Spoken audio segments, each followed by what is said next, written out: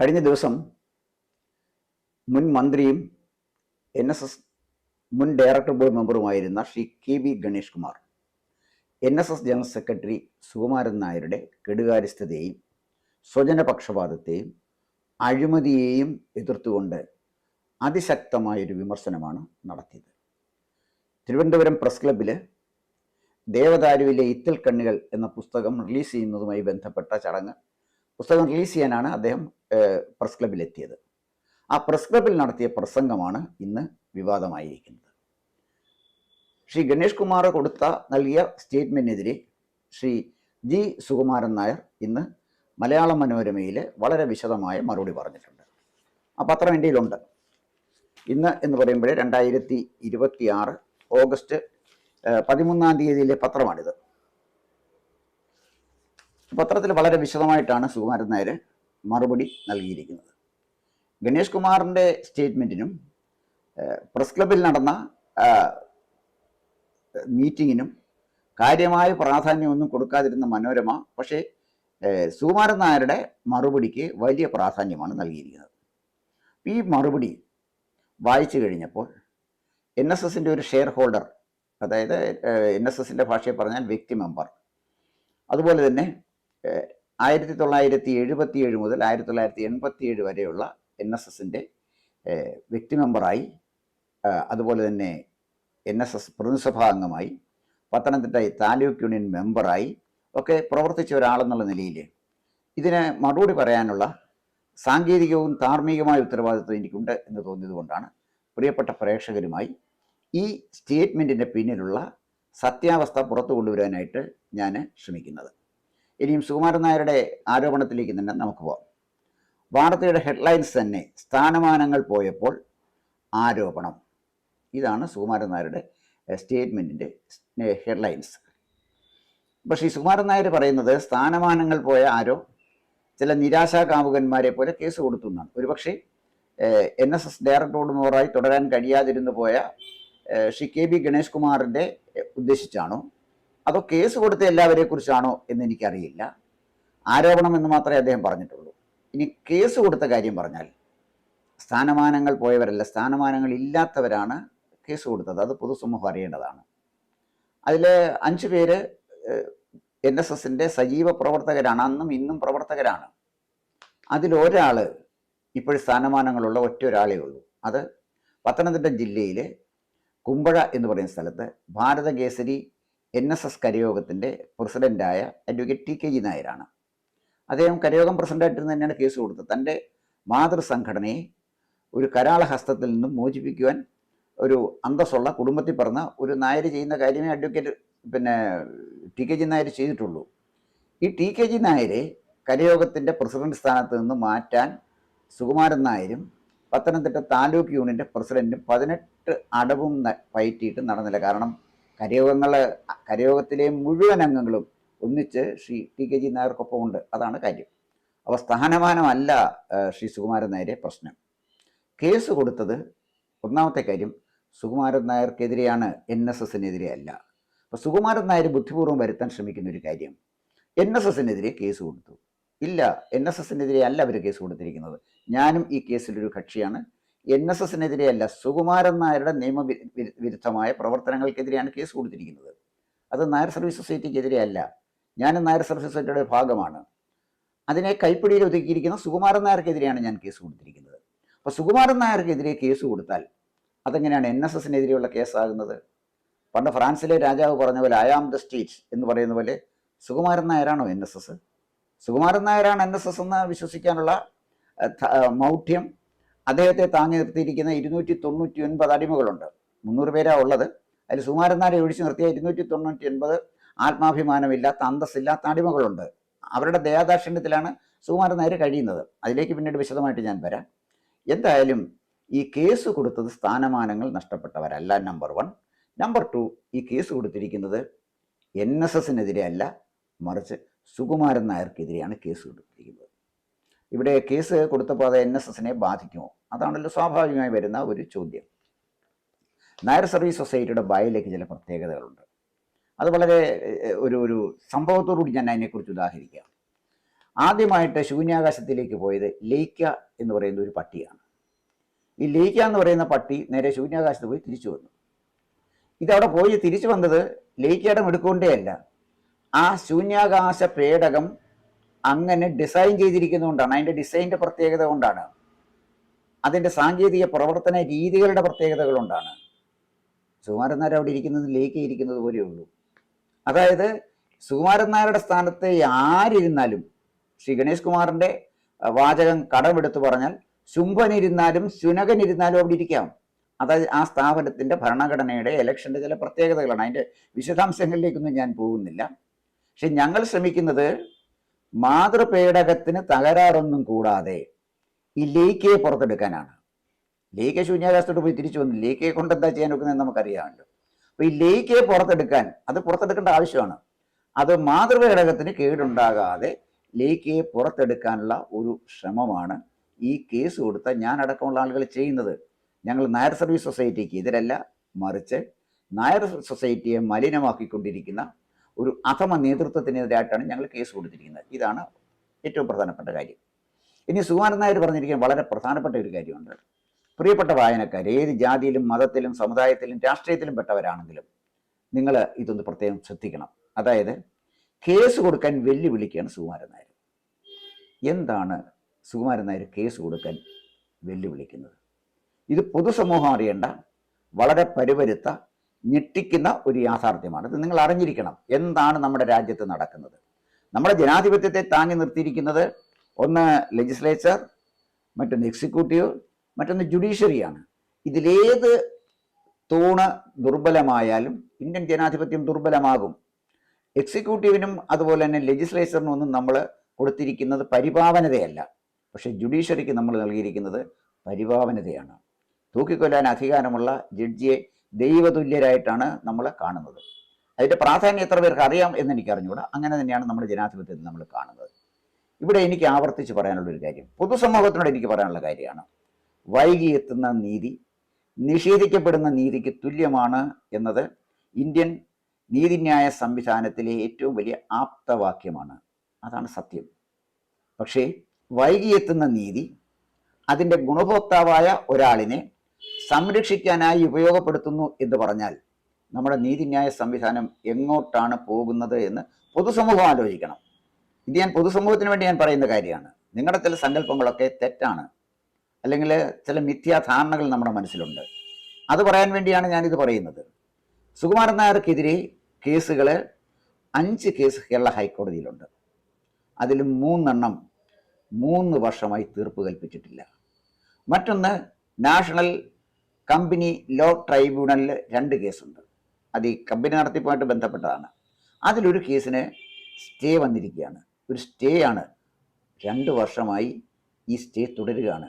ആലോചിച്ച് നോക്കണം, ഒരു സ്റ്റേ തുടരുകയാണ് നിസ്സാരമായ കാര്യത്തിന് എന്ന് പറഞ്ഞാൽ. ഇതിലെ പല കേസുകളും 83 പ്രാവശ്യമാണ് പ്രിയപ്പെട്ട സുഹൃത്തുക്കളെ മാറ്റിവെച്ചിരിക്കുന്നത്. ഒരു സ്റ്റേ അത് പരിഹരിക്കാനായിട്ട് കോടതിക്ക് കഴിയുന്നില്ല, കേൾക്കാൻ സമയമില്ല. ഇതാണ് സുകുമാരൻ നായർ ധിക്കാരത്തോടുകൂടി കേസ് കൊടുക്കാൻ പറഞ്ഞിരിക്കുന്നത്. അപ്പോൾ കേസ് കൊടുത്താൽ അതിൻ്റെ വിചാരണ വൈകിപ്പിക്കാൻ കഴിയുന്ന എന്തോ മൂലമന്ത്രം സുകുമാരൻ നായർക്ക് അറിയാം എന്നുള്ള ധാരണയിലാണ് സുകുമാരൻ നായർ ഈ ധിക്കാരം പറഞ്ഞിരിക്കുന്നത്. ഇത് ജുഡീഷ്യറിയുമായി ബന്ധപ്പെട്ട നീതിന്യായ രംഗവുമായി ബന്ധപ്പെട്ടവർ മനസ്സ് തുറന്ന് ചിന്തിക്കേണ്ടതൊന്നാണ്. ഈ 83 പ്രാവശ്യം കേസ് മാറ്റിവെച്ചുകൊണ്ട് ഞങ്ങളാരും പുറകോട്ട് പോകാൻ പോകുന്നില്ല. വിധി ഞങ്ങൾക്ക് എതിരോ അനുകൂലമോ ആകട്ടെ, പക്ഷേ ഇതിനൊരു വിധി ഉണ്ടായേ പറ്റുള്ളൂ. ഈ വിധി പറയാതെ മാറ്റിവെക്കുന്നത് ലോകാവസാനം വരെ മാറ്റിവെച്ചാലും ഈ കേസുമായിട്ട് ഞങ്ങൾ മുന്നോട്ട് പോകും. നീതിന്യായ കോടതിയിൽ ഞങ്ങൾക്ക് വിശ്വാസമുണ്ട്, പക്ഷെ ഞങ്ങളുടെ വിശ്വാസം സംരക്ഷിക്കാനുള്ള ചുമതലയും നീതിന്യായ കോടതികൾക്കുണ്ട് എന്ന് മാത്രമേ ഇതുമായിട്ട് ഞാൻ ബന്ധപ്പെട്ട് പറയാനുള്ളൂ. ഇവിടെ നീതി വൈകിപ്പിച്ച് തൻ്റെ ജീവിതകാലം മുഴുവനും തനിക്കിഷ്ടമുള്ള തോന്നിവാസം കാണിക്കത്തക്ക വിധത്തിൽ മഹത്തായ ഒരു സംഘടനയെ നാശോന്മുഖമാക്കാം എന്ന് കരുതി ധിക്കാരത്തോടെ പ്രവർത്തിക്കുന്ന ഒരു മനുഷ്യൻ്റെ ധിക്കാരമാണ് കണ്ടത് കേസ് കൊടുക്കാൻ പറഞ്ഞത്. കേസ് കൊടുക്കാൻ പറഞ്ഞത് തൻ്റെ സുരക്ഷിതത്വം ഉറപ്പിക്കാനാണ്. കേസ് കൊടുത്താൽ തൻ്റെ ഒരു ചുക്കും ചെയ്യാനില്ല എന്ന് സുകുമാരൻ നായർക്കറിയാം. അതിനർത്ഥം സുകുമാരൻ നായർ നിരപരാധിയാണെന്നല്ല. അതിനർത്ഥം സുകുമാരൻ നായർ നിയമപരമായി നായർ സർവീസ് സൊസൈറ്റി നടത്തുന്നു എന്നല്ല. മറിച്ച് കേസ് മാറ്റിവെച്ചും ദീർഘിപ്പിച്ചും തൻ്റെ ഏകാധിപത്യം തുടരാം എന്ന ധിക്കാരമാണ്. ഈ ധിക്കാരം അനുവദിക്കണോ? ബന്ധപ്പെട്ട ആളുകൾ അതിനെക്കുറിച്ച് ആലോചിക്കേണ്ടതാണ്. ഈ ധിക്കാരം അനുവദിച്ചാൽ നാളെ ഉണ്ടാകാൻ പോകുന്നത് നമ്മുടെ നീതിന്യായ സംവിധാനത്തെക്കുറിച്ച് പൊതുസമൂഹത്തിനുള്ള വിശ്വാസ തകർച്ചയായിരിക്കും. ഇന്ന് പൊതുസമൂഹം നമ്മുടെ നീതിന്യായ സംവിധാനത്തിൽ അർപ്പിച്ചിരിക്കുന്ന വിശ്വാസം ഇല്ലാതാക്കുകയായിരിക്കും. അതുകൊണ്ട് പൊതുസമൂഹവും നമ്മുടെ നീതിന്യായ സംവിധാനത്തിലെ തുടരുന്ന ആളുകളും ഈ സംവിധാനവും സുകുമാരൻ നായരുടെ ധിക്കാരം തിരിച്ചറിയണം. ഈ കേസിൽ വിധി പറയണം. 5 കേസില്ലേ, 83 പ്രാവശ്യം മാറ്റിവെച്ചില്ലേ, ഒരു സ്റ്റേ എത്ര കാലം നീട്ടിക്കൊണ്ടുപോകാൻ പറ്റും? ഇതുമായി ബന്ധപ്പെട്ട ഒരു കേസിൽ കേരള ഹൈക്കോടതി ചീഫ് ജസ്റ്റിസ് സമയബന്ധിതമായി കേസ് തീർക്കാൻ പറഞ്ഞിട്ട് വർഷം 2 കഴിഞ്ഞു. ആലോചിച്ച് നോക്കണം. അപ്പോൾ ഇവിടെ നമ്മുടെ നീതിന്യായ വ്യവസ്ഥ എങ്ങോട്ട് പോകുന്നു എന്ന് ഈ രംഗത്ത് നിൽക്കുന്ന എല്ലാവരും മനസ്സ് തുറന്ന് ചിന്തിക്കേണ്ട ഒന്നാണ് എന്നാണ് എനിക്ക് പറയാനുള്ളത്. ഇനിയും ആ വിഷയത്തിലേക്ക് ഞാൻ പോകുന്നില്ല. രണ്ടാമത്, ഗണേഷ് കുമാർ പറഞ്ഞ വളരെ പ്രധാനപ്പെട്ട ഒരു ആരോപണം അല്ലെങ്കിൽ വസ്തുത, 43 ബന്ധുക്കളെ സുകുമാരൻ നായർ നിയമിച്ചിട്ടുണ്ടെന്നുള്ളതാണ്. 43 അല്ല, സത്യത്തിൽ അതിൽ കൂടുതലുണ്ട്. സുകുമാരൻ നായരുടെ മകന്, മകള്, മരുമക്കളെ, സുകുമാരൻ നായരുടെ ചേട്ടൻ്റെ 3 മക്കളും അവരുടെ മരുമക്കളും അടക്കം നിരവധി പേര് നായർ സർവീസ് സൊസൈറ്റിയിൽ പ്രവർത്തിക്കുന്നുണ്ട്. ചിലരൊക്കെ റിട്ടയർ ചെയ്തു പോയി. അതിൻ്റെ പേരും അവർ പ്രവർത്തിച്ച സ്ഥാപനം അടക്കം പറയാനറിയാം. അതിലേക്ക് പോയി കഴിഞ്ഞാൽ പിന്നെ ഈ വീഡിയോ നീണ്ടുപോകും എന്നുള്ളത് കൊണ്ടാണ് അത് ചെയ്യാത്തത്. 43 തൻ്റെ ബന്ധുക്കളെ അനധികൃതമായി സുകുമാരൻ നായർ നിയമിച്ചതിനെക്കുറിച്ച് ചോദ്യം ചോദിച്ചപ്പോൾ സുകുമാരൻ നായർ പറഞ്ഞ ഒരു മറുപടിയുണ്ട്. അത് ഞാനൊന്ന് വായിക്കാം. അയാൾ പറഞ്ഞ, അതായത് ഗണേഷ് കുമാർ പറഞ്ഞ 43 പേർ മാത്രമല്ല, കേരളത്തിലെ നായർ സമുദായ അംഗങ്ങൾ മുഴുവൻ എൻ്റെ ബന്ധുക്കളാണ്. എൻ്റെ ദൈവമേ, സുകുമാരൻ നായർക്ക് ഈ കോമഡി ഡയലോഗ് ആരാ പറഞ്ഞു കൊടുത്തത്? എൻ്റെ നായരെ, നിങ്ങൾക്ക് ആരാ ഈ കോമഡി ഡയലോഗ് പറഞ്ഞു തന്നത്? മഹോപനിഷത്തിലെ ഒരു വാചകമുണ്ട്, വസുധൈവ കുടുംബകം. അതാണ് സുകുമാരൻ നായർ പറഞ്ഞിരിക്കുന്നത്. ഈ ലോകം മുഴുവൻ സുകുമാരൻ നായരുടെ തറവാടാണ്. എല്ലാവരുടെയും അദ്ദേഹത്തിന് ഇഷ്ടമാണ്. പക്ഷെ നിയമനം കൊടുക്കുന്നത് തൻ്റെ മക്കൾക്കും മരുമക്കൾക്കും. സ്നേഹമുണ്ട് എല്ലാവർക്കും, സ്നേഹം എല്ലാവർക്കും, നിയമനം മക്കൾക്കും മരുമക്കൾക്കും. ഇതാണ് വസുധൈവ കുടുംബകം എന്ന് പറയുന്നത് സുകുമാരൻ നായരുടെ ഫിലോസഫിയുടെ പിന്നിലുള്ളത്. ഇനി മഹോപനിഷത്ത് സുകുമാരൻ നായരാ എഴുതിയത് എന്ന് ആരെങ്കിലും പറഞ്ഞാൽ പ്രമേയം പാസ്സാക്കും. ചങ്ങനാശ്ശേരിയിൽ പ്രതിനിധിസഭ കൂടിയിട്ട് പ്രമേയം പാസ്സാക്കി കളയും. അതാ അതിൻ്റെ പ്രത്യേകത. സുകുമാരൻ നായരും മക്കളും അടങ്ങുന്ന ഈ കുടുംബത്തെ ഹോളി ഫാമിലി, വിശുദ്ധ കുടുംബമായി പ്രഖ്യാപിച്ച് ആരാധിക്കുന്ന 300 പേരിൽ 299 എണ്ണം അടിമകളാണ്. സുകുമാരൻ നായരെ ഞാൻ ഒഴിച്ചു നിർത്തുന്നു. സുകുമാരൻ നായരെ ആരാധിക്കുന്നതിന് സുകുമാരൻ നായരില്ലല്ലോ. അദ്ദേഹത്തിനെ ഒഴിച്ചു നിർത്തിയാൽ 299 പേര് ആത്മാഭിമാനമില്ലാത്ത, അന്തസ്സില്ലാത്ത അടിമകളാണ്. ഈ അടിമകളെയാണ് നിങ്ങൾ NSSന്റെ ആളുകൾ എന്ന് പറഞ്ഞ് കാണുന്നത്. ഒറ്റയൊരുത്തന് ആത്മാഭിമാനമില്ല. അവിടെ ചെന്നാൽ സുകുമാരൻ നായരുടെ മുന്നിൽ ഇരിക്കില്ല. ഇരിക്കാൻ ധൈര്യമുള്ള എത്ര ഡയറക്ട് ബോർഡ് മെമ്പർമാരുണ്ട്? എത്ര പുനഃസഭാംഗങ്ങളുണ്ട്? ഒന്നുമില്ല. അപ്പം ഇവരാണ് ഈ സംവിധാനത്തെ നിലനിർത്തിയിരിക്കുന്നത്. അതുകൊണ്ട് കുടുംബത്തിലാരുമില്ല. വസുദൈവ കുടുംബകം എന്ന കോമഡി ഡയലോഗ് പറഞ്ഞ് സുകുമാരൻ നായരെ മുന്നോട്ട് പോകാൻ പറ്റില്ല. അടുത്ത പുസ്തകം വരുന്നുണ്ട്. സുകുമാരൻ നായരുടെ കുടുംബത്തിൽ ആർക്കൊക്കെ അവിടെ ജോലി കിട്ടു എന്നുള്ളതിൻ്റെ ഫുൾ ഡീറ്റെയിൽസ് സഹിതമുള്ള പുസ്തകം വരുന്നുണ്ട്. ദേവദാരുവിലെ ഇത്തിൽക്കണ്ണികൾ കുറച്ച് ഡോക്യുമെന്റ്സ് മാത്രമേ ഉള്ളൂ, ചില ഫോട്ടോസ്റ്റാറ്റുകൾ മാത്രമേ ഉള്ളൂ.